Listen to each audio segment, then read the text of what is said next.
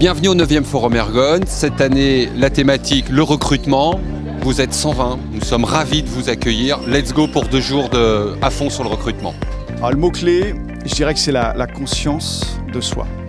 Je pense que c'est une qualité fondamentale du leader de demain dans un monde en transformation perpétuelle. On a abordé différents sujets, la marque employeur, les problématiques générationnelles. Qu'est-ce que tu pourrais dire d'autre, Mathilde ? Je pense que les messages principaux qu'on a voulu dire, c'est que déjà, avant de parler recrutement, c'est savoir qu'est-ce qu'on voulait proposer. C'est pas recruter pour recruter, c'est déjà recruter pour proposer quelque chose, un projet d'entreprise. On parle vraiment de se réinventer. Alors ce qui se passe, c'est qu'on a réuni un certain nombre de participants qui vont réfléchir autour du thème de la marque employeur et de la façon dont ils peuvent justement rendre plus attractif leur organisation pour intégrer de nouveaux profils ou des plus anciens, les fidéliser et j'ai envie de dire faire du gagnant-gagnant avec eux. Alors au niveau des actions recrutement, en fait, on a essayé d'être au plus proche des écoles.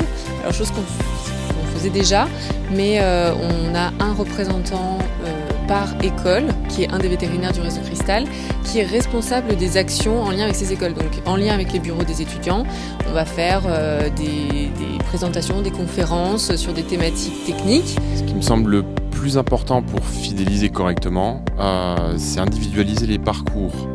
Et quand je parle de parcours, c'est aussi bien le parcours professionnel et notamment avoir une offre de formation qui correspond et à la demande des personnes à fidéliser, des collaborateurs vétérinaires et de l'intérêt de l'entreprise. Et d'autre part, individualiser aussi le parcours en termes de présence sur le lieu de travail. La présence sur le lieu de travail devant permettre de se libérer un petit peu pour faire autre chose que travailler. La conscience de soi, au fond, c'est une sorte de qualité de présence attentive à soi, aux autres. Un leadership qui part de l'intérieur de soi pour transformer la culture de son entreprise en culture positive, mais in fine, pour aller impacter positivement ce monde et cette planète que nous léguerons à nos enfants. Il faut qu'on se décomplexe, chacun agit comme il peut agir, et puis surtout n'oubliez pas, tout ce que je peux dire dans l'intellectuel ça ne passe pas, ce qui compte c'est le présentiel, c'est ce que je ressens, et donc le management c'est d'abord un corps à corps, c'est aller à la rencontre de l'autre, et essayer de le comprendre, faire confiance à ce que je ressens, ensuite seulement le traduire de façon plus intellectuelle, pour ensuite enfin essayer d'apporter des réponses les moins mauvaises possibles. Et voilà, ça y est, c'est la fin.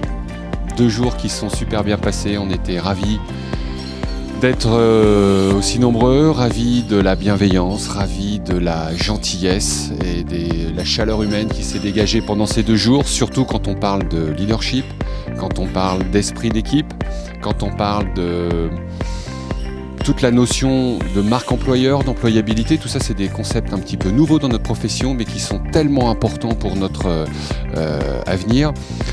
Et finalement, on repart avec quoi ? On repart avec la notion de travailler sur son projet d'entreprise. Ça, c'est vraiment toujours quelque chose d'important.